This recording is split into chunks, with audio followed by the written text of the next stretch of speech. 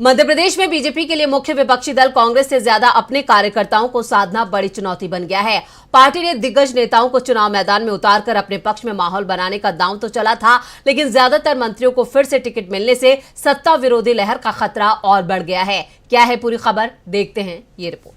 मध्य प्रदेश में फिर से सत्ता में वापसी के लिए बीजेपी चाल पर चाल चल रही है, लेकिन बीजेपी को फिलहाल सफलता मिलती हुई दिखाई नहीं दे रही है। इसकी बड़ी वजह बीजेपी के अंदर अपने नेता ही बने हुए हैं। साथ ही कांग्रेस से आए नेताओं को पार्टी में मिल रही तवज्जो से भी बीजेपी कार्यकर्ताओं में नाराजगी है। बीते 2 दशक में 1.25 साल को छोड़कर बीजेपी लगातार सत्ता में बनी रही और शायद इसी वजह से बीजेपी को राज्य में एंटी इनकम्बेंसी का सामना भी करना पड़ रहा है। यही वजह है कि उसने इस बार सत्ता बरकरार रखने के लिए राज्य के अपने अधिकांश बड़े नेताओं को चुनाव मैदान में उतार दिया है।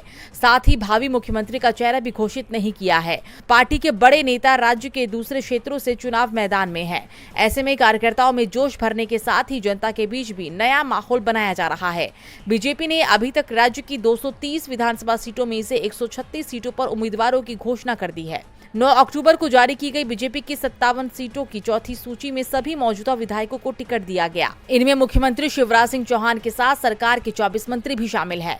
पार्टी ने राज्य के प्रमुख नेताओं पर फिर से भरोसा जताया है। हालांकि इससे बदलाव की उम्मीद कर रहे कार्यकर्ताओं में नाराजगी है। साथ ही सत्ता विरोधी माहौल का खतरा और भी बढ़ गया है। पिछले विधानसभा चुनाव में जब बीजेपी को हार का सामना करना पड़ा था, तब पार्टी ने कांग्रेस में हुई टूट का फायदा लेकर 1.25 साल के भीतर फिर से सरकार बना ली थी।